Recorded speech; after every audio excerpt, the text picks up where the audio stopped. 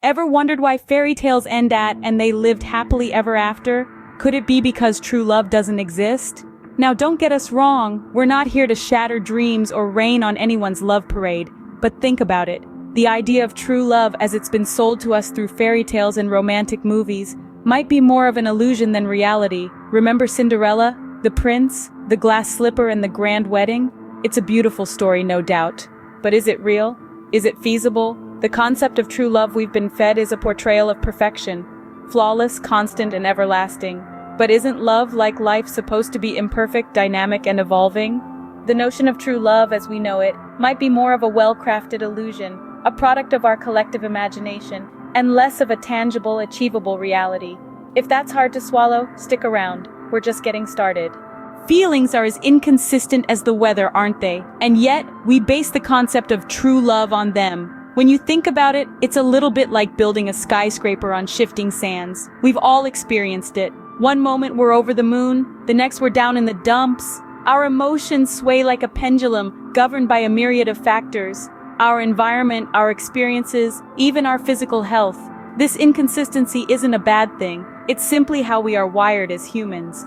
But it does pose an interesting question when it comes to the idea of true love. If our feelings can change so easily, if they can be influenced by so many external and internal factors, how can we rely on them to guide us towards something as profound and lasting as true love? We often mistake intensity of feeling for depth of feeling, but just because something is intense, it doesn't mean it will last. A flame that burns twice as bright burns half as long, and so it goes with our feelings. So if feelings are unreliable, can we really trust them to guide us to true love? Did you ever consider that love could be selfish? Yes, you heard it right. Now let's dive into the depths of this thought. Often we perceive love as a selfless act, an emotion that is all about giving. But if we pause and reflect, we might find that love, more often than not, is about fulfilling our own needs and desires. It's about the comfort we derive, the happiness we feel, the security we crave. Think about it. When we say, "I love you," isn't it often because that person makes us feel good about ourselves? Or they fill a void in our lives? Or simply because their presence makes our life a little less mundane? In fact, if that person were to change or if they no longer met our needs, would we still feel the same way? This isn't to say that love is a bad thing. It's just that it's a human thing, tangled up in our needs, wants, and desires. And that's okay.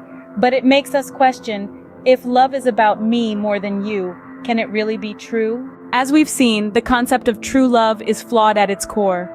We've explored the illusion of true love, a concept often romanticized in fairy tales and Hollywood blockbusters. We've also delved into the inconsistency of feelings, an undeniable reality of human nature. Emotions are ever-changing, influenced by a myriad of factors, making the idea of everlasting, unchanging love a mere fallacy. Furthermore, we've scrutinized the inherent selfishness of love. Love, in its essence, is about fulfilling our own desires, needs, and expectations. It is a pursuit of personal happiness rather than an altruistic act. In light of these revelations, we can conclude that true love, as it's often portrayed, doesn't exist. It's merely a construct, a comforting illusion we cling to. The reality is far more complex, yet equally beautiful. After all, love is not about perfection, but about embracing imperfection. So it seems true love doesn't exist after all. If you enjoyed this reality check, make sure to subscribe for more thought-provoking content.